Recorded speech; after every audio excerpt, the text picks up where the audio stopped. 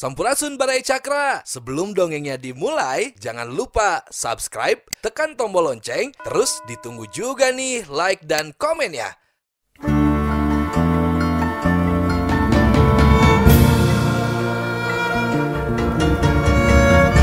Baraya Cakra, parantos waktosna 80,5 FM Radio Cakra, midangkeun dongeng Sunda Dora-Dori.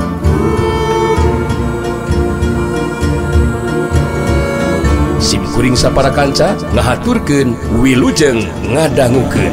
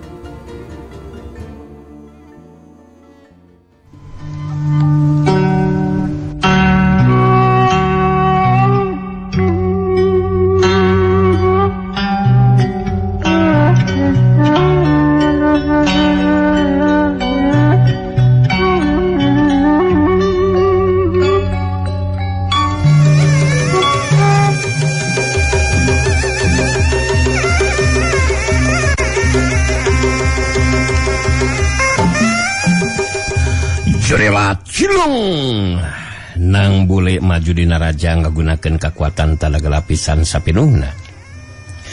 Nyai Pramanik seperti tadi dewe nyobaan ngimbangan kecepatan gerak Panarajang anu jelawan. Bari upaya yang bisa ngasupkeun Panarajang sapasang leungeunna kana anggota badan lawan. Tapi kecepatan nang bule memang leuwih punjul. Harita runtuyan Panarajang nang bole ngahantem di anggota badan lawan nu ngajadikeun Nyai Pramanik kacengkang cukup jauh lir anu dibantingkeun ku kakuatan anu rosa. Sauhyuk cebrol tegas. Ya, aing benang deui. Nyai Pramanik ngagero semua anu ngacerit nahan ka nyeri bari ngacengkang ngoleang ka tukang. Jengkang koleang kedebut. Nyai Pramanik rubuh di ngabebengkang maring lama. Nang boleh mancu dina tangtunganana bari merhatikeun nuji lawan. Nang boleh nyelang ngaret kalebah kira gabaya anu deret ngacungkeun jempol katuna bari nyarita make tanaga. Kekuatan Panarajang lu hebat nang. Sakali yo mah eta si Pramanik teh geus moal mampu hudang deui. Bakal terus ngabebengkang. Anu saterusna minta ampun kalau dilawan. Ulah boga kayakinan nang si Pramanik bisa diungkulan. Nang bule geus rekpok ngomong jadi tulus. Barang ningali Nyai Pramanik ngorejat hudang deui terus sengkat tangtung dina kayaan rada sumengir nahan ka nyeri. Nyai Pramanik musirkeun paneteupna ka nang bule bari nyarita. Aing masih keneh mampu hudang deui salang bule. Hartina aing can kasolan eles jajatin dina lumangsungna ieu tarung. Ku ayana kajantian kanyataan mangsa maneh geus ngarti. Kakuatan Panarajang maneh tacan mampu ngungkulan kakuatan ilmu anu digunakeun ku aing lang bule.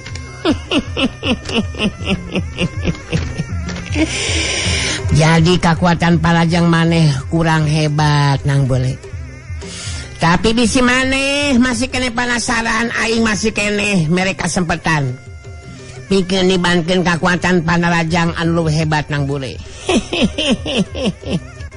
Aing hayang ngarasakeun dirubuhkeun terus jengker teu bisa hudang deui. Ngan siga nama moal mampu nang boleh. Mane montong wakanya mungkin diri siap Pramanik kurang ajar. Aing masih kene boga kekuatan anu hebat teu sia. Hayang maneh rubuh saterusna jengker ku aing bakal dicumponan siap Pramanik. Jadi maneh tong kacong mun kayang maneh bakal jadi kenyataan sia. aing moal make kudu ngarasa kaduhung nang boleh. Sabab ku aing geus bisa dipastikan maneh moal mampu yumpunan kahayang aing. Nyatana dirubuhkeun tepikeun ka terus jengkel. Hasok buktikan ku maneh nang boleh.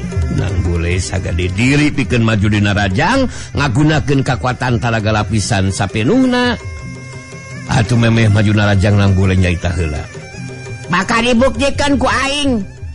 Maneh rubuh terus jengkel teu bisa hudang deui sia Pramanik. Rasakeun kakuatan paliang aing. Heya!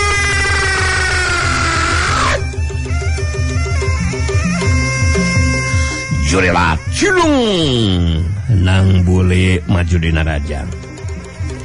Pikeun anu katilu kalina Narajang ngagunakeun kakuatan talaga lapisan sapenuhna.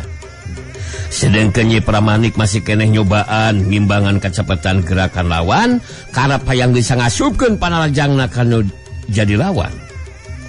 Tapi tetep teu bisa da puguh uruntuyan panarajang nang boleh ngahantem deui kana anggota badan lawan. Ngajadikeun Nyi Pramanik ngacengkang di we ka tukang. Sok keblot gas, sok keblot. Gas. Aing ngerubuh deui. Nyi Pramanik ngageros semua ngaceritaan ka nyeri bari ngacengkang oleh abga tukang. Jengkang, koleang, gedebut. Nyai Pramanik rubuh di we maring lemah. Sedengkeun nang boleh mancu dina tangtunganana bari ngahegak ngatu napasna. Geus 3 kali nibankeun kakuatan panaraja ngagunakeun kakuatan talaga lapisan sapenuhna ngajadikeun nang boleh mimiti ngarasa leuseuh tanagana.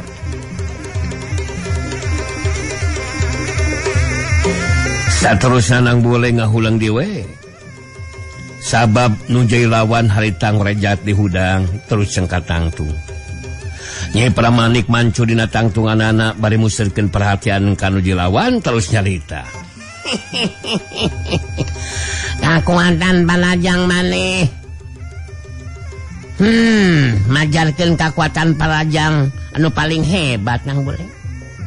Tetela masih tetep teu mampu harubuhkeun aing tapikeun kajengkel bisa naon teu bisa hudang deui. Nyata maneh jeung si Lawing aki maneh memang sarua balagogna nang boleh. Ngan saukur boga kawani wungkul. Jadi mun si Lawingna di dieu. Ku aing bisa sakaligus podaran. Nu jadi incu jeung akina modar babarengan. Manengan. Saukur. Ngagedekeun beja. Anu sok padahal dina ajen pangarti mah aya dina handapeun dampak suku aing. Jadi sanggeusna maneh di podaran mangka si Lawing ge bakal di podaran ku aing. Sabab aya di dunya oge ngan saukur ngahrinan wongkol nang boleh. Kanu bakal tumiba ka maneh jeung si Lawing aki maneh. Incu jeung anu jadi akina pada mejerel pajek ku aing nang boleh. Nang boleh anu geus kesel jeung amak sabab geus 3 kali nibankeun panarajangna ngagunakeun kakuatan talaga lapisan sapenuhna tapi teu mampu ngungkulan nu jai lawan. Harita dina kayaan kesel jeung amak barang ningali sikap jeung ngadenge caitan Nyai Pramanik anu ngahina ka dirina jeung anu jadi akina. Harita nang boleh jadi muntab amarahna kakuatan puncak nu aya dina dirina harita kaluar marengan kana parobahan kayan dirina nang boleh. Parobahan kaya nang boleh anu ngadadak seperti kitu harita ngagetkeun Nyai Pramanik. Buuk nang boleh anu beureum harita dirancung jarocong heuras. Sorot panonna je semua anu hurung. Pakulitan anu tanya bersih jadi beureum. Samemeh Nyai Pramanik nyarita, harita nang boleh geus mihlaan ngomong. Geteran sorana ngandung sima pangaribawa anu mampu ngageterkeun hati anu jilawan. Maneh ngahina ka aing mah teu jadi masalah sia Pramanik. Tapi maneh geus wani ngahina ka aki aing. Aing teu narima. Montong umbal caitaan make jeung reka binasakeun aing ka aki aing sagarupa sia. Dasar jawara wanita goblok. Mangka lo kawas maneh memang kudu bener-bener dihajar ku aing sapramanik. Hasok teruskeun satalungna. Gunakeun kekuatan ilmu jaladi geni banyu pake najang ka aing. Geus waktuna maneh dirubuhkeun terus cengker teu bisa udang deui. Sok maju sia pramanik. Nyai Pramanik nyuputkeun ka kagetna. Harita berisaga deui tos nyarita. Maneh make jeung robah kawas kitu sagarupa sanang bule. Memangna aing rek sieun ningali kaayaan parobahan maneh. Malah nangtang hayang ditarajang ku kakuatan ilmu jaladi geni banyu.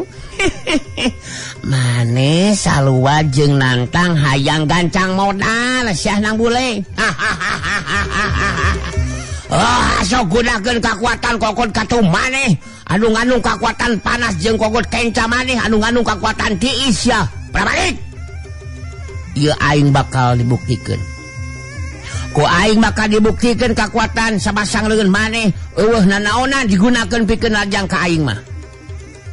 Hasok maju narajang meh pramanik.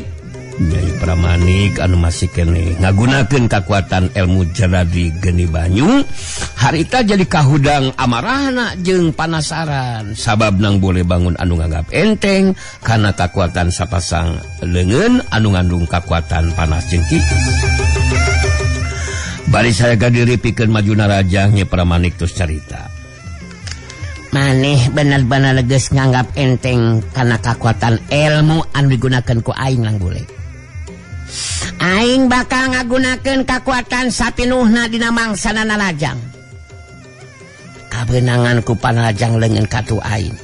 Maneh bakal tutung sakujur badan ang bule.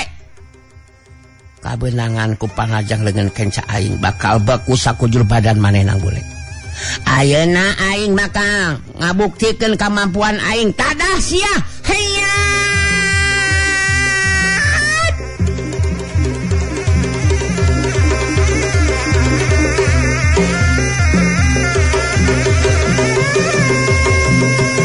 Surewat Nyai Pramanik maju narajang ngagunakeun kakuatan sapinuhna marengan kana kakuatan sapasang leungeunna. Ningali datangna panarajang anu dilawan harita nang bule teu nyingkahan panarajang lawan. Dina kaayaan teu ingkah di tempatna harita nang bule pendung panarajang lawan ku sapasang leungeunna. Kakuatan puncak digunakeun ku nang bule harita bantrok jeung kakuatan ilmu jaladi geni banyu nu digunakeun ku Nyai Pramanik. Bantrokan kakuatan ngaliwatan leungeun masing-masing. Bantrokan kakuatan nimbulkeun sora anu ngabredag dituturkeun ku ngabangkeungna Nyai Pramanik kadorong mundur ka tukang sababaraha lengka. Sok hiuk bredag gas bangkeung. Dalig-deg Nyai Pramanik kabangkeung terus dadalig-degan. Sedengkeun nang boleh tetap mancu dina tangtunganana teu ingkah di tempatna. Sedengkeun Nyai Pramanik sok sanajan masih kene bisa mancukeun tangtunganana. Tapi katingali harita semu anu semengirnahan ka nyeri. Nyai Pramanik tangtu we kageteun sabab kakuatan ilmu jaladi geni banyu anu digunakeun ku manehna tetela bisa diungkulan ku nang bule. Mangrupa kanyataan anu meh teu bisa dipercaya. Nang bule musirkeun perhatian kanu jilawana betus carita. Geus kabadungan ku maneh Pramanik. Kakuatan panas dina kokot katuh maneh jeung kakuatan tiis dina kokot kenca maneh digunakeun rajang ka aing mah eueuh gunana anjir. Kabuktian sapasang kokot aing nu dipake ngabendung panarajang maneh jauheun ka tutung atau baku.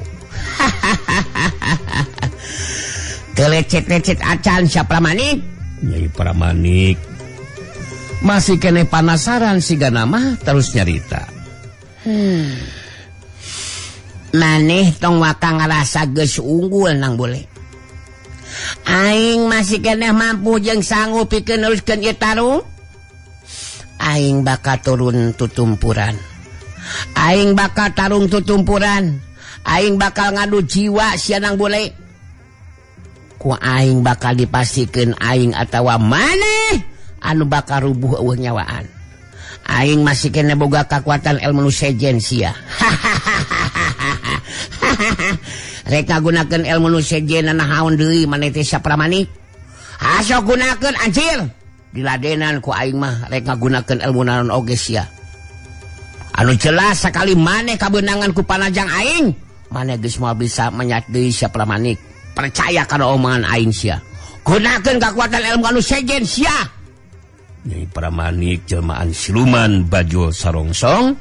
Harita saga diri deui pikeun maju naraja ngagunakeun kakuatan ilmu jala di geni banyu dibarengan ku kakuatan ilmu leungit cirim.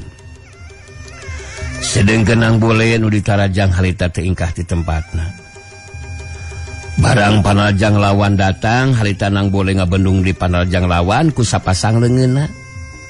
Sok bantrokan kakuatan puncak nang bole jeung kakuatan ilmu jala di geni banyu lumangsung deui ngaliwatan leungeun masing-masing. Nyi Pramanik balukar tina bantrokan kakuatan ngajadikeun Nyi Pramanik kajalik deug menurut ka tukang. Harita nang bole nuturkeun badan lawan. Saterusna ngalakukeun panarajang balesan, tapi waktu panarajang nang bole ngincak setengah jengka deui keuna kana sasaran. Harita cirim Nyi Pramanik ngel seleungit sok hiuk los nang bule saukura narajang tempat kosong. Tibelah katuheun nang bule kadenge suara Nyi Pramanik anu nyarita di barunjeung seuri.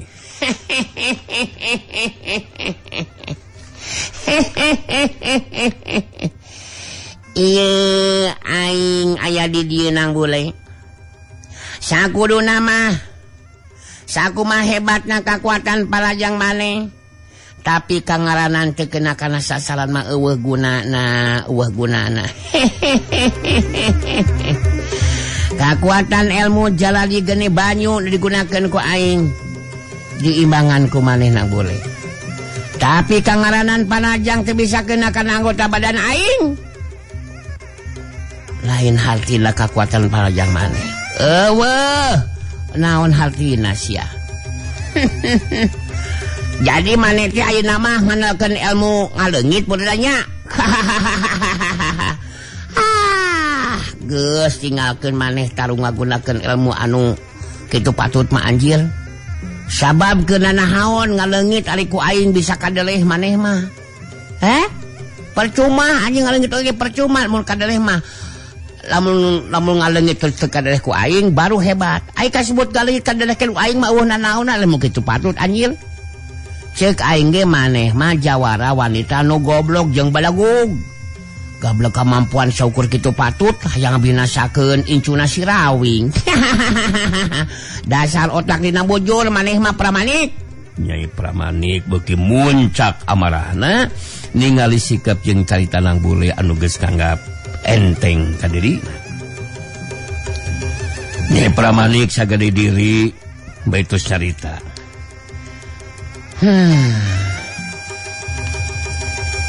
Maneh tetap mal bisa menang. Teu kudu nganggap enteng ka aing sia. Jeung ngahina otak dina bujur sagalupa. Aing bakal neruskeun ieu tarung nang bule.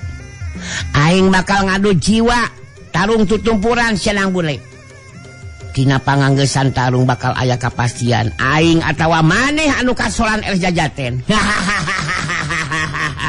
Oh, apanan maneh tadi ge geus ngabacot teh kawas kitu Pramanik diulang-ulang deui sia teh ah. Nganceuk aing ge maneh tetep moal bisa ngarebut mustika anu henteu begug lamun henteu begug modalan aing. Sakuluna maneh geus ngarti geus jelas maneh moal mampu ngelekeun aing. Meungeus ah montong terus maksakeun maneh sia Pramanik. Eta anu goblokna maneh teh sia teh hantom we ngabatot kitu pat bajing aing teu naon sia teh. Dasar setan alas budak edan. Ku aing bakal dibuktikan aing mampu ngabinasakeun maneh Sadang Bule. Rasakeun sia. Heya.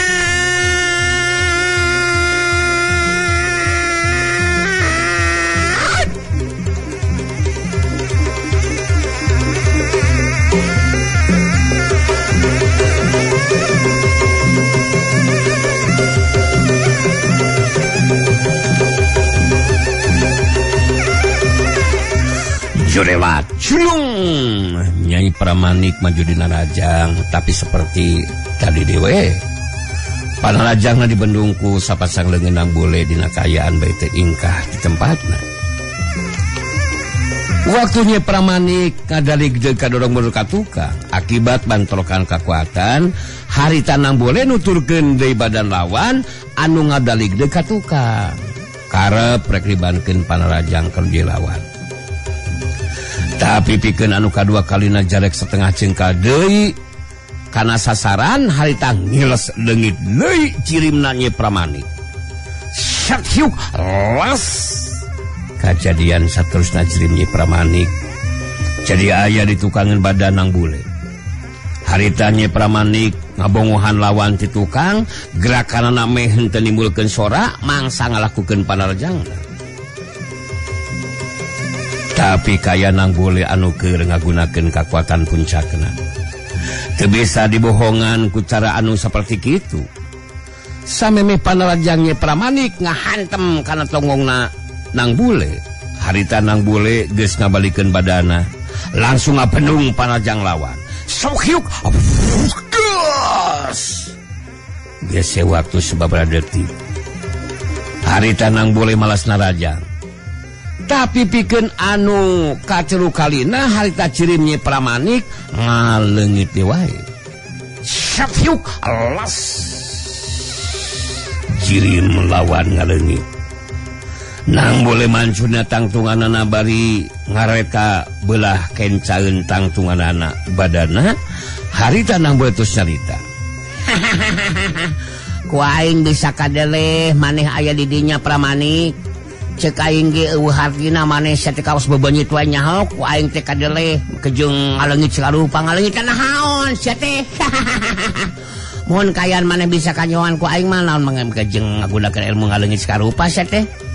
Heh? Geus cukup sia maneh ngajak kesangna Pramanik. Cukup 3 kali ngaleungitna sia. Geus waktuna maneh kudu kabeunangan ku Panarajang aing. Maneh teh kudu ngobaca caritaan nang Bule. Anu puguh mah maneh memang ngarasa bingung jeung hareupan kakuatan aing bisa ngaleungit. Mun memang maneh boga kamampuan gunakeun kakuatan nu bakal mampuhkeun kana anggota badan aing nang Bule.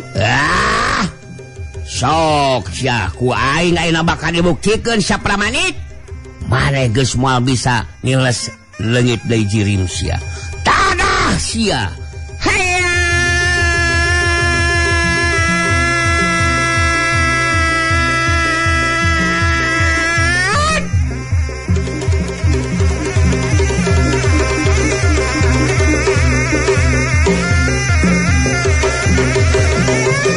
Jurelat culung nang Bule ngajuelat majuna Rajang. Nyai Pramanik jelmaan siluman bajul sarongsong sagadiri pikeun ngagunakeun di kakuatan elmuna ngiles ngaleungit. Tapi jadi kaget Nyai Pramanik dina waktu harita.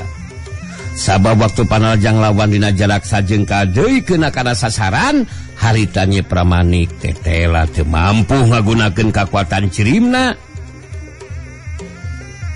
Ku kakuatan puncak digunakeun ku nang Bule.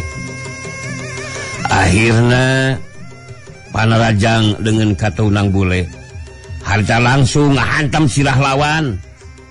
Barang Panarajang nang Bule keuna ngahantam kana silah lawan harita ngiles leungit cirim Nyai Pramanik dituturkeun ku sorana siluman bajul sarongsong anu ngageronahan ka nyeri bali teu katingali jirimna. Sakyuk gas.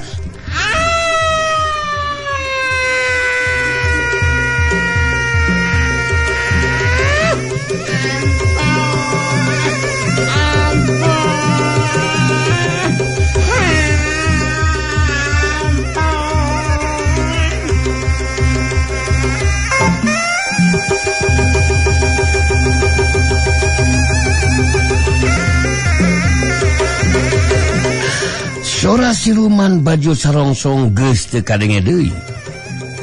Nang boleh mancu dina tangtunganana bari ngaturing hapanapasna.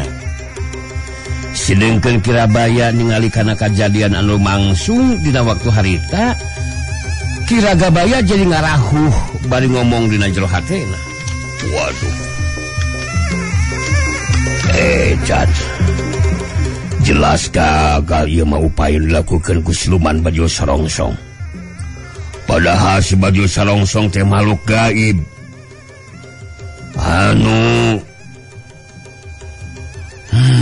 Makhluk gaib. Kapercayana lanceuk aing Mbah Balaganjur. Anu geus kauji kakuatan jeung kamampuanana. Tapi tetap teu mampu ngungkulan kakuatan jeung kamampuan nu kacangking ku Sinang Bule. Ningali kana kajadian saperti kieu, ngan kae tinggal lanceuk aing Mbah Balaganjur sigana mah.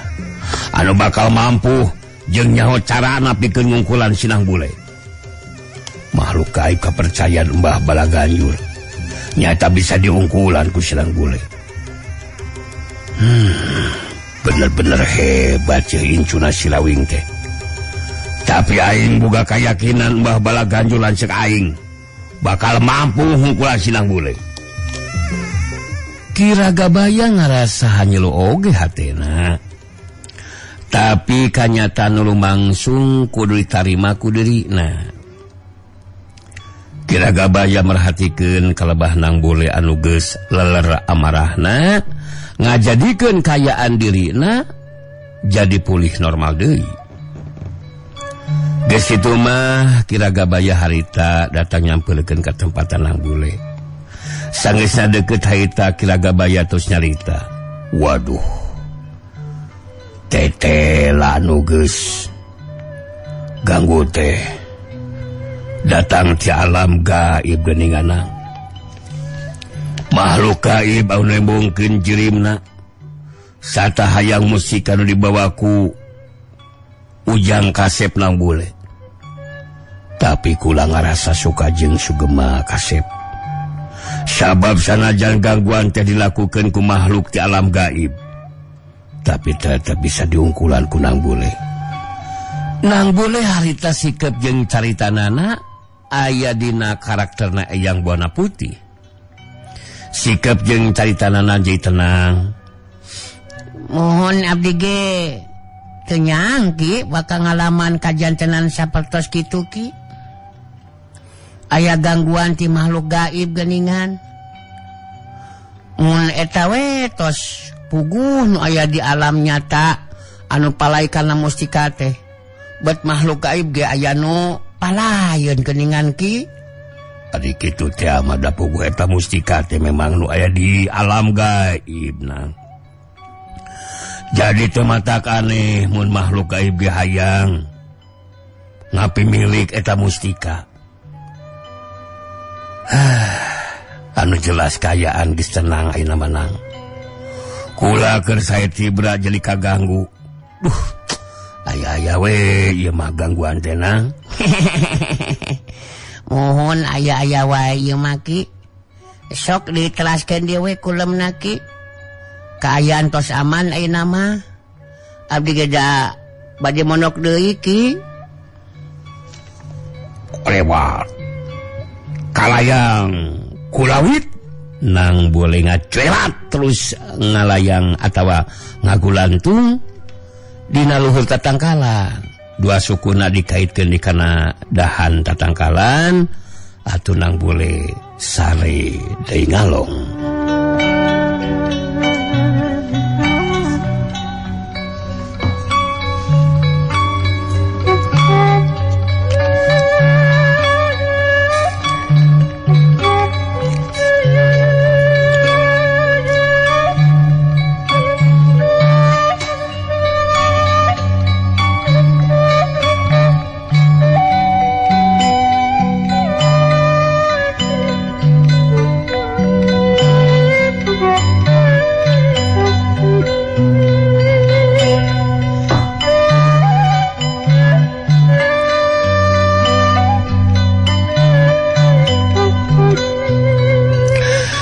sedangkan Kiragabaya dina sajeroning lempang muru ka tempatna harita jadi boga pamikiran ngalakukeun deui kontak batin ka Embah Balaganjur anu dilanceukna.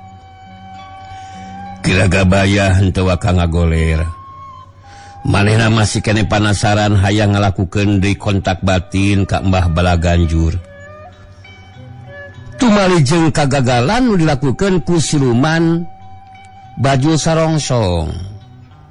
Kiragabaya nungguan heula sakedeung. Sangeusna boga ijiran kaya nang bule gesare, harita Kiragabaya neuteup atawa lempang murude ka tempat anu tadi dipake ku manehna waktu keur ngalakukeun kontak batin ka Mbah Balaganjur. Barang tapi ka tempatna anu tadi Kiragabaya harita ngalakukeun di kontak batin ka Mbah Balaganjur. Da puguh geus dibejaan cara jeung mantrana dina kaayaan bari museurkeun kakuatan batina, harita Kiragabaya bisa ngarasakeun ayeuna geteran kana batina nandakeun kontak batina geus nyambung ka Mbah Balaganjur. Harita Kiragabaya ngagerendeng ngomong lalunan ditujukeun ka Mbah Balaganjur anu jadi lanceukna. Waduh, kumaha wae atuh ieu teh Kang? Siluman Baju Sarongsong makhluk gaib kapercaya nu diparentahkeun ngabantu. Kabaya teh kalah gagal geuningan. Ari sugan teh bener we bakal mampu ngungkulan kakuatan Sinang Bule. Ragaya bener-bener ngarasahan nyelu ieu teh. Ku ayana kagagalan nu dilakukeun ku Baju Sarongsong, Kiragabaya negrakeun kahanyelu hatena ka Mbah Balaganjur. Telila kadengi harita ku Kiragabaya sorana Mbah Balaganjur nu cumarita.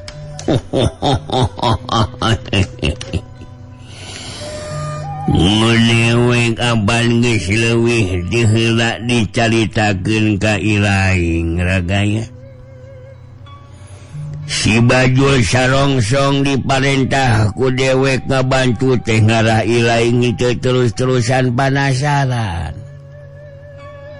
Bari dewek memang hayang nyobaan. Sugan we si Baju Sarongsong mampu ngungkulan Sinang Bule. Jadi kagagalan si Baju Sarongsong teu kudu ngajadikeun ilaing pengasarepan ragaya. Hanya matak cek dewek dina dirina Sinang Bule aya kakuatan puncak anu kawilang hebat. Anu matak pikeun ngungkulan Sinang Bule henteu bisa saukur ngandalkeun kakuatan jeung kamampuan ilmu silat, tanaga lapisan jeung anu sejenna. Tapi kudu bari ngagunakeun reka perdaya tipu muslihat. Ngeunaan carana eta memang dewek anu boga ragaya. Hanu matak engke samemeh ilaing tepi kapademukan dewek dina jalak anu rada anggang ku dewek bakal dicobaan. Ngagunakeun upaya reka perdaya. Dewek bakal ngagunakeun kakuatan ilmu mindah rupa. Kayaan dewek katinggalna ku Sinang Bule jadi indungna anu ngaran Ayu Mangantu atawa Ayu Manganti. Dah ilaing jeung si Mani kudu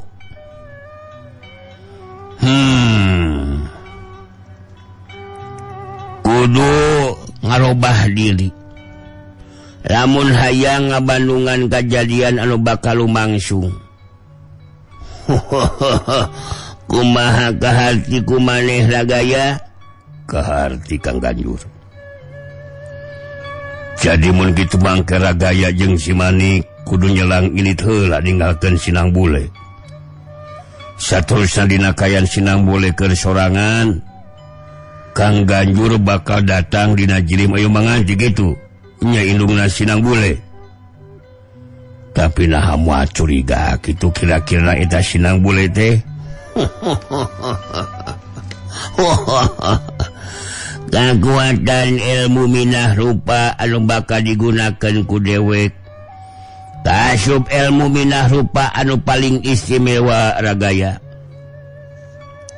Sakumaha sekeutna kakuatan batin manusia anu aya di alam nyata moal mampu lembus eta kakuatan ilmu minah rupa anu digunakeun ku dewek. Dina jirim indungna Sinang Bule ku dewek mustika bakal dipenta. Ku cara kitu Sinang Bule bisa dipastikeun bakal mikeun eta cupu astawarna nu dieusi ku mustika teh. Jadi dewek teu kudu talung izin wawasen sagarupa jeung Sinang Bule ragaya. Jadi ku cara reka perdaya seperti gitu ge mustika Tirta Talaga Warna bakal dibikeun ku Sinang Bule. Saterusna bakal jadi milik aing ragaya. Jadi ilaing kudu percaya ka dewek ragaya. Anu matak isukan isuk-isuk kene kudu geus langsung muru kapademukan dewek ngeunaan di lebah mana tempat dewek nepungan Sinang Bule dina jilim indungna. Ku dewek ge bakal dibejaan. Sakitu heula we ragaya. Dewek dek ulah heula. Sora Mbah Balaganjur geus teu kadenge deui. Ki ragaya narik napas panjang bari ngagerendeng ngomong sorangan. Wah. Dadakar di oge cara nu bakal dilakukeun ku lanceuk aing Mbah Balaganjur. Ku cara anu saperti kitu mangka bisa dipastikeun mustika bakal dibikeun ka Mbah Balaganjur. Anu katinggalina ku Sinang Bule mah nyata indungna anu ngaran Ayu Manganti. Aing jadi tenang aing geus kieu mah yeuh. Isukan kudu isuk-isuk keneh ngajak anu mampah ka Nang Bule muru. Mun kaya kieu mah yeuh daguan kumaha Nang Bule napa isukan maneh bakal diperdaya ku lanceuk aing Mbah Balaganjur. Mustika anu dibawa ku maneh bakal dibikeun ka lanceuk aing anu katinggalina jadi cirim Ayu Manganti nu maneh. Aing bakal diberdasare ayeuna mah geus kitu mah kaing lagi jongjon. Ki Ragabaya ninggalkeun patempatan. Ki Ragabaya harita bisa sareti berak sanggeusna meunang gambaran ti Mbah Balaganjur anu jadi lanceukna. Pikeun merdaya Nang Bule sangkan mustika dibikeun ka Mbah Balaganjur anu bakal ngagunakeun kakuatan ilmu minah rupa. Jirimna ku Nang Bule jadi katingali Ayu Manganti anu jadi indungna. Dina poe isukna wanci isuk-isuk keneh harita Ki Ragabaya geus ngajakan init ka Nang Bule jeung Nyai Manik pikeun neruskeun lampah ka pademukanna Mbah Balaganjur anu aya di jero guha Durwiksa. Urang tinggalkeun heula kayaan Nang Bule. Caturkeun harita di paguron lintang jagat. Harita ditepas imah keur ngariung opat urang jalma dari uksila dihandap. Eta opat urang jalma teh nyaeta Ki Hambaraka jeung Guntara katut Nyai Kintamani kitu di Purbaya.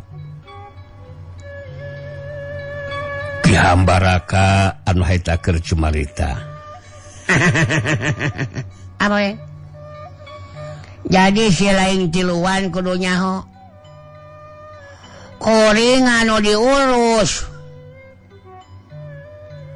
ku ieu teh euy